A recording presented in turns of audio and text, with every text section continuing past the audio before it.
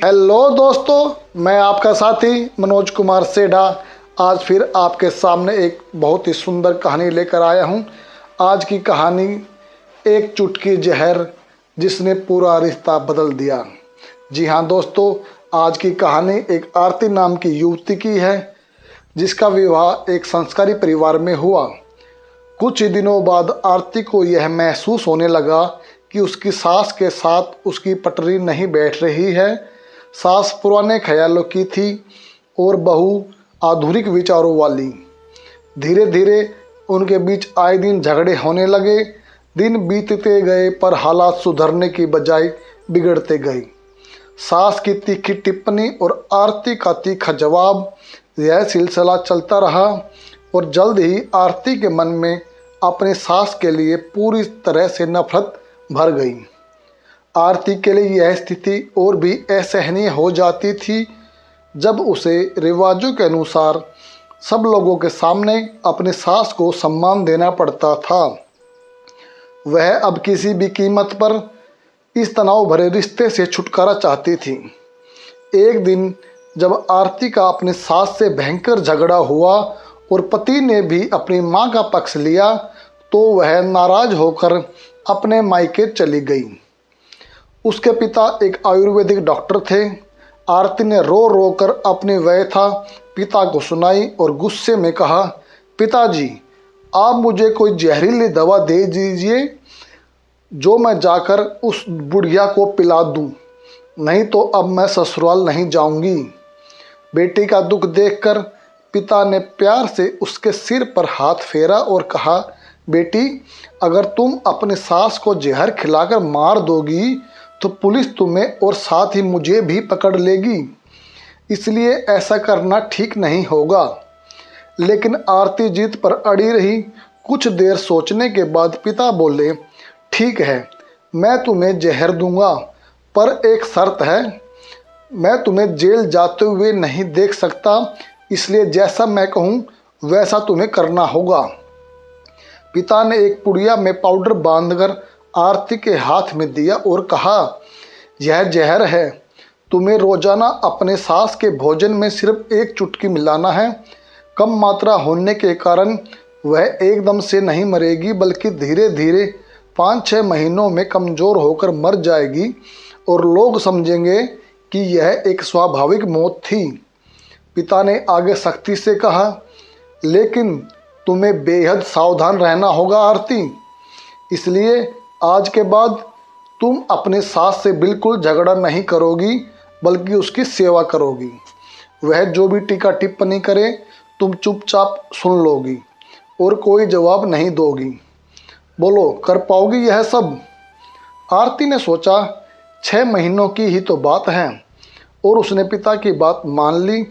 जहर की पुड़िया लेकर वह ससुराल लौट आई। ससुराल आते ही आरती ने अगले ही दिन से सास के भोजन में एक चुटकी जहर मिलाना शुरू कर दिया। साथ ही उसने उनके प्रति अपना व्यवहार भी पूरी तरह बदल लिया। अब वह सास के किसी भी ताने का जवाब नहीं देती, बल्कि क्रोध को पीकर मुस्कुराते हुए सुन लेती। वह रोज उनके पैर दबाती और उनकी हर पसंद का खाना पूछ पूछ कर बनाती। कुछ ही हफ्तों में सास के स्वभाव में भी परिवर्तन आना शुरू हो गया। बहू की ओर से विरोध न पाकर उसके ताने अब कम हो चले थे और कभी कभी वह बहू की सेवा के बदले उसे आशीष भी देने लगी। धीरे धीरे 4 महीने बीत गए। आरती नियमित रूप से जहर देती आ रही थी, पर घर का माहौल एकदम से बदल चुका था। सास बहू का झगड़ा पुरानी बात हो चुकी थी। जो सास पहले आरती को गालियां देते नहीं थकती थी, अब वही आस पड़ोस वालों के आगे बहू की तारीफों के पुल बांधने लगी थी। 6ठा महीना आते आते आरती को लगने लगा कि उसकी सास उसे बिल्कुल अपनी बेटी की तरह मानने लगी है। उसे भी अपनी सास में माँ की छवि नजर आने लगी थी। जब वह सोचती कि उसके दिए जहर से उसकी सास कुछ ही दिनों में मर जाएगी, तो वह बहुत परेशान हो जाती थी।